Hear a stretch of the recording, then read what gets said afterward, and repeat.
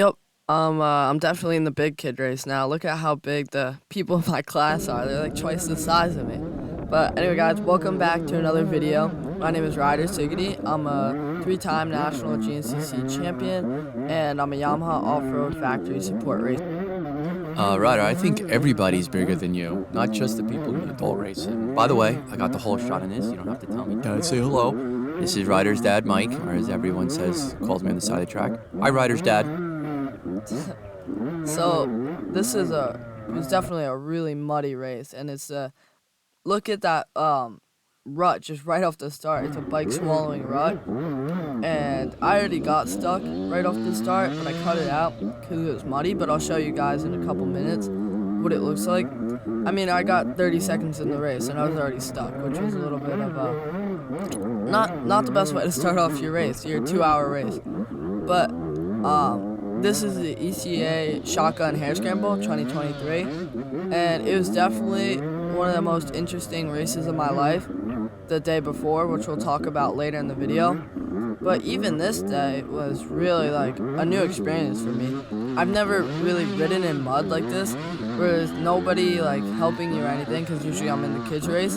In the adult race, you're on your own, and there's ruts everywhere. So I had to get used to, I didn't have the experience and all, like trying to find my own direction. I kind of just hit things head on at first, and I had to learn, and I had to like stop and look around. Yeah, I raced on Saturday morning before him, and he raced Saturday afternoon in the main event, and I knew right away this was going to be hell for him, because the ruts when I was going through them on a 250 were almost getting stuck over the wheels at point, and you can't tell. Some of the ruts you could tell, some of the ruts you couldn't tell. Like this was this area here, I remember was filled with water. This dried out because it's in the sun, but the woods wouldn't dry out, and it was definitely really tough as an adult. And I'm like, man, this little 85 105 bike is going to have a hard time in those ruts. I knew it, and man, was the day before crazy. About 40 minutes into the race, 30 minutes into the race. Started off as a nice sunny day like this, and then like 40 minutes into the race, the winds got so bad that in the news they're saying a tornado came through Pennsylvania and trees were falling left and right. It's probably one of the scariest like things I've ever gone through in my life. Where at first it started pouring and I was like, oh, this is pretty cool. I've never been in rain this hard. And then a tree fell and almost killed me. It was like maybe 6-7 feet away from killing me. I was like, okay, maybe a little less cool now. Didn't you crash into a tree that fell so close to you? Yeah, the tree I was just talking about, it fell in front of me, and as it was falling, I was like crashed into it because I couldn't stop fast enough. So all day, the remnants from yesterday's storm left the track like this. So all day, the entire race was like making decisions on how to attack it, where to go off the course, zigzag, go through the rut, don't go through the rut. It was just like one decision after another. Someone told me you got stuck like 30 seconds off the start, and that the line behind you, which by the way, you start on like the 10th line, so the 11th line behind you caught you. Yeah, that's a true statement, sadly. So the weather was so bad on Saturday that canopies were flying everywhere. Mine flipped around and hit someone's truck, and I got to pay for damage on that. People lost the awnings off their motorhomes. And it was just, one guy had a gas can, Alan Zachariah, tied to his awning, and he lost the gas can too.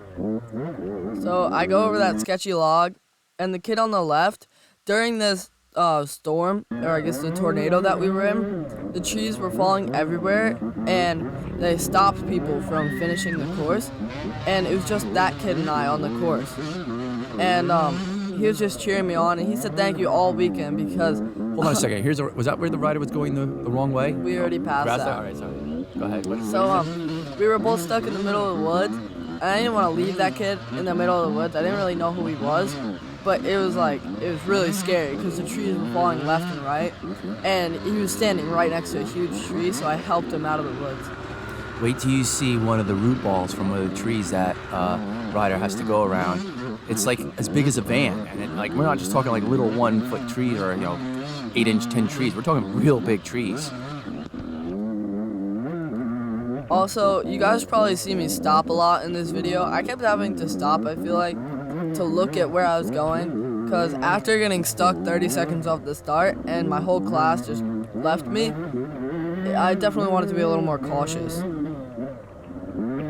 But I think right now I'm in second, and I'm about to make the pass for first. But I had no clue what place I was in, and nobody was giving me like pit boards or anything to tell me what place I was in. So I don't know, I have no clue what place I was in, but right here, I'm actually not sure who this is. It might be Mannix, maybe. I make the pass for first, and I didn't even know at this point. I just thought I was passing someone random. So normally I am running all over the course, juggling a pit board, a phone, looking at there I am, by the way, looking at my phone to see where he is in time, counting the seconds that he is in front and behind people, because if you're in first, you have no idea if second place is 10 seconds behind you, a minute behind you, or another class. Ooh! Yeah, another kid falls there. But for some reason, your transponder wasn't working this day. It worked on the first lap and I think the third lap, but not the second lap. But you ended up winning your class, right? And doing really well, getting 18th overall, 18th or 19th overall, which is really good on a mini bike. I mean, there was over 18 people just in like 2 rows, maybe. Yeah, so and you were like in the back of the pack. So I was very proud of you for that. Right here, I don't know if you guys heard, but I said uh-oh, because even all the way back here, I could hear the bikes from this. There's a tree root ball, by the way. Yeah, on the right, that big root ball is from a tree that fell over in the tornado. But right here, I have no clue how deep this is, and it is really deep. Like, I don't know if you guys can tell, but I was basically like up to my knee, like higher than my knees, and the fender was like touching the water, it felt like. I just wanted to thank all the course workers though, because I'm almost positive I wouldn't have got through there if I didn't know, if like the course workers weren't there pointing me which way to go. There was a lot of course workers and they worked hard. When I raced in the morning this day, I saw that they cut new trail around some of the trees, and some of it went through like fern area, and they weed whacked it all like overnight. Like I thought for sure I was going to be breaking new trail because I was actually I was the first guy through. I started on the front row, but it was all marked really well. Like it was cleaned up really nice, not unsafe. Very impressive. So that was smart of you to wait for people to kind of point out the line to you, and thank God there was people there because you're still a pretty small for your age, and I see you struggling to put your motorcycle on a bike stand in the pits, let alone dig it out of a mud hole in the middle of the woods after you've been racing for 2 hours. So you got to be cautious, but at the same time you can't be too cautious and not attack things with some aggression, or you will get stuck every time. Right there, I definitely didn't attack that with enough aggression, and somebody passed me, and then immediately let me go again, which was nice.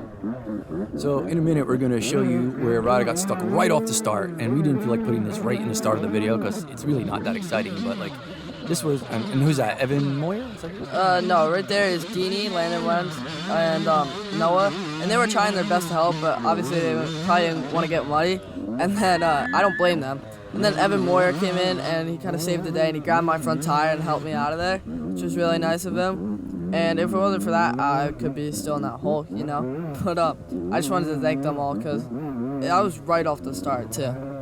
Yeah, this was definitely a good learning experience. And a lot of people were on the course pointing out lines and stuff. And the other thing, too, is like sometimes you would just accidentally ride yourself right into a bad rut. And then you would try to get out of it, but it would just slide you right back into it. Yeah, definitely. It felt like the whole track is just trying to pull you into the ruts. So this is normally one of the harder hair scrambles as it is. Then they got some rain during the week that made it what I thought was just about perfect. And then the storm hit with the hail and the water and the rain. It was terrible. Like everybody just got flooded. When I left, every RV had to be towed out. It was a full day later, more than a day later, had to be towed out of the pits. Nobody made it out. Even the pickup trucks with trailers were getting stuck four-wheel drive. I feel bad for the landowner. I heard even right after the race, the tornado knocked so many trees and power lines even onto the road that you couldn't leave if you wanted to. You were stuck there. Yeah, here I am again. Yeah, they definitely said that even if you wanted to leave, you couldn't. You were trapped in there.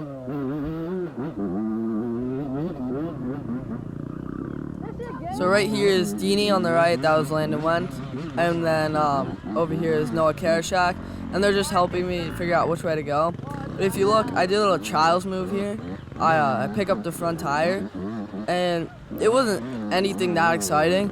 But I don't know if you guys noticed, maybe in some of my Instagram videos, you noticed that I've been doing a lot of more trials riding recently. And I feel like it's really teaching me how to get traction. Like, it was so muddy there. And I was able to maneuver the bike and get traction and stuff, and use stuff that I learned on the trials bike. That's cool. And I'm going to say this, so if you could please not only like and subscribe if you haven't done that yet, but if you could please comment on Ryder's video. You can say, I'm only commenting because that annoying father of yours keeps asking me to, because it really helps with YouTube deciding who they're going to show the video to. The more comments, the more important they think it is. So it'd be your way to help us, because these videos take him a long time to make. He's riding around with over $600 in cameras on him. He breaks a lens cover all the time. We're buying software, so it takes him a lot of time, money, and energy, but mostly just the time. So it would be a great way. Oh, that was a bad mud hole right there. Yeah, definitely. And then here, I have no clue which way to go, because it all just looks like one big puddle. But then I think that was a coursework that tells me to go that way. We should have paused that. The mud was as high as your rut was as high as your fender. Your fender was even with the ground. If you back it up just a little bit, you can see that. And there's me asking Ryder Doko which way to go. And this was a terrible mud hole. It doesn't look that bad in the video, but it was really deep. Yeah, I would rather see a really hard, rocky run than just constant mud holes like that. But, there's nothing they could do about it. It's just, it is what it is. So, unfortunately, we had a problem with Ryder's GoPro, the front GoPro, from the race yesterday. I think his back GoPro worked, and we're going to check it out. But once that gets muddy, there's no cleaning it, and you can see that goes on a lot. So we're not sure if that's going to come out or not, but I really hope it does. And for a brief moment, I did feel like I was Ryder Sigety racing Sunday, because I was leading the overall and physically as well, leading for maybe 2/3 of the race. And then my brakes just started getting worse and worse and worse. And next thing I know, I lost my rear brakes. And a schoolboy kid passed me and left me pretty quickly. So I figured, all right, didn't matter really anyway. Oof. This was definitely a little bit embarrassing. Getting stuck on this little log on a little hill. It's just a complete waste of time. Yeah, well, that's what happens when you're racing all day and you're getting stuck on hard stuff. You just try anything. Well, there's that root wall again. But now you at least know where to go. Anyway, so I lost my brakes. The kid passed me quickly. I figured my day was done. Any chance of an overall. But it turns out I caught back up to him. I'm like, how does that happen? I think that's him. And I passed him, and then we battled to the end of the race. And everything was really friendly between the two of us, even right to the end. But you know how it goes. The last 5 minutes of the race, you give it your all. And we both really started pushing. We were banging bars, cutting each other off. And he not only beat me on adjusted time, because he started a minute behind me, but he did pass me at the finish, like maybe 30 seconds before the finish. And he won, but for a little while, I felt like Ryder. So then I was, formulating my excuses to tell him why he beat me, because I can't let him beat me and not be the typical Ryder to come up with an excuse. So we talked for a little bit, and I told him I lost my rear brakes, and he looked at me and said, yeah, so did I. Oh, Ryder on the ground. So that's probably why I did catch up to him, because everyone was losing their brakes this day. Matter of fact, some people lost front and rear brakes.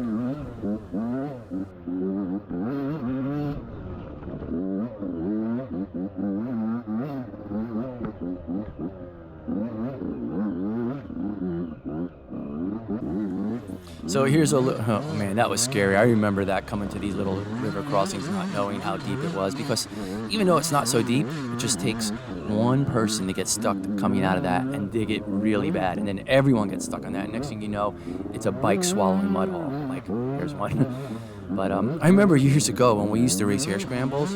The hare scramble series was way smaller than the enduro series, and we used to have to start in front of our bikes, not on our bikes. And there was no electronic scoring. They just put a little piece of plastic on your handlebar, and they would take like a hole puncher that you would use on a piece of paper, and every time you came through, they would punch it. And now the hare scramble series are doing way better than the enduros. It's funny how it turned around, but most kids wouldn't know that not only did we have to start in front of our bikes and run around to get on, but some events actually had what they call a parade lap, where you could do one lap before the race starts. And I think it was actually HMDR. that one year the parade lap, of course, was so tough that some people didn't even finish the parade lap. They barely made it around, and their day was done. So that parade lap thing didn't work out so well.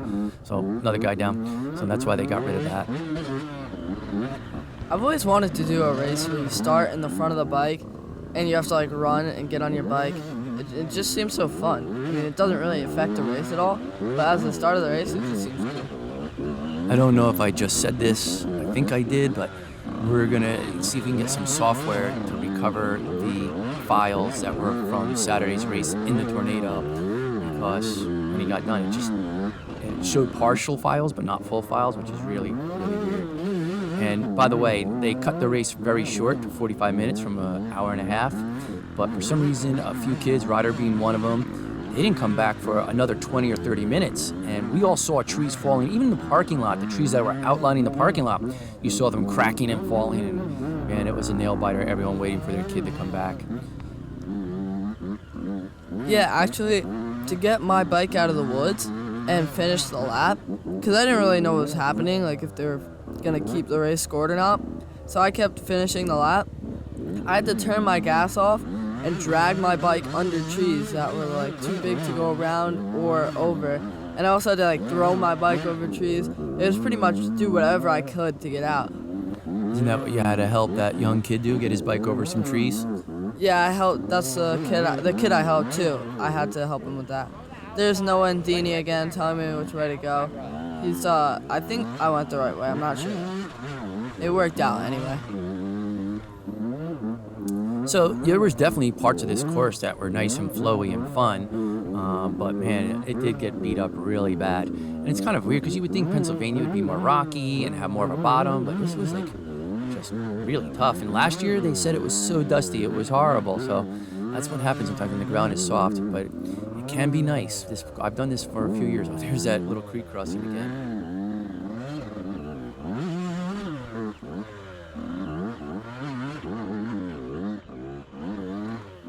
So as I said, when I was racing in the morning Sunday, I saw how bad this course was. And one of Ryder's bikes has a kind of a unique motor from Europe, and they're totally sold out in the United States. You can't get them. And I was like, we are not trashing this bike for a race that really is just for fun. Like, he's not in the ECEA doing points. He's just bouncing around from series to series.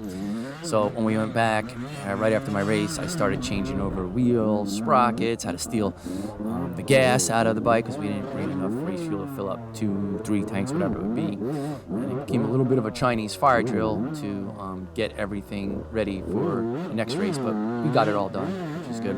And I don't know if you followed our other videos. This is a little just chatting here, but I told you how our air conditioner went bad and we were like going to bed at 80 plus degrees in the motorhome. Well, since I put my air conditioner on, we haven't had my new air conditioner. It's been like 2-3 weeks. We haven't had to turn it on at night. It's been like pretty cold, pretty nice.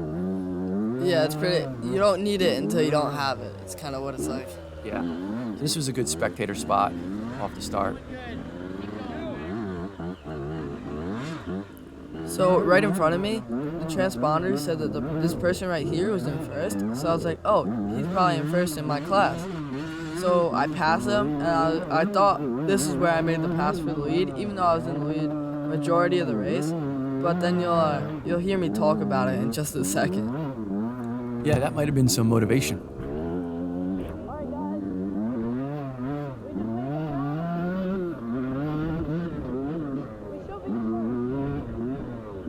So there, you saw, I thought we made the pass and that we were now in first, even though we were in first already. Ooh, that's a bad, there it is, right up to the fender again. Yeah, that's a bad rut. That could have ended my day right there. So unlike the other races where Ryder pitted for me, I was able to actually spot him several times during the race. However, I had no idea if people were 10 seconds behind me or if people in the schoolboy classes were catching me. So I was looking for that pit board, which I gave Ryder and he was carrying around, but for some reason the pit board never came out, ever. No, I get it. I'm just never good enough no matter what I do. It's okay. Oh, there's your friend again.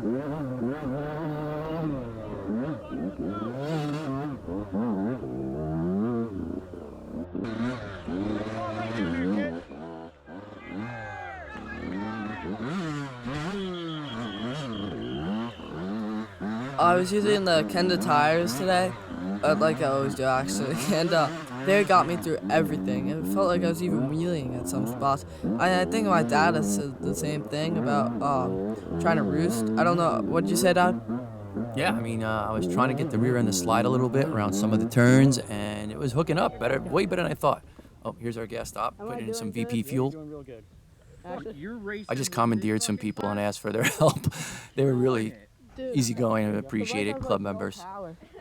Yeah, so your race bike has the quick fill. This is your practice bike. It doesn't have a quick fill on it, on our IMS tanks. When we used to use a gas can like this, now we have a quick fill for the GNCC bike. Feels like every time we tried to do a fast pit stop at a GNCC, it would always take like a long time because everyone's rushing. But that pit stop was so laid back. There's Evan Moore, I think he's taking video to me. That pit stop was so laid back and like calm that I think it was faster than when we used to do it at GNCC before we had the quick fill. Agreed. Do you remember one time someone helped us at the GNCC and they dropped your cap in the dirt and the O-ring fell out too? Like that, I don't even think you can get it out easily. Fell out and the cap like split into pieces on the ground during the GNCC. Right? Yeah, that was scary. Yeah, as a pit stops, that was pretty good. Yeah, and the ironic part about that GNCC pit stop is our friend is super diligent and he knows what he's doing, multi-time GNCC champion. And our contact at Yamaha who supports us happened to be standing there too and watched the whole thing happen. It really couldn't have happened at a worse race at a worse time. This was some of the nice part of the course, by the way. Yeah, if the whole course had this texture, it'd be so nice. I mean, these berms were they were like perfect dirt right here. I cannot say the same for the rest of the course.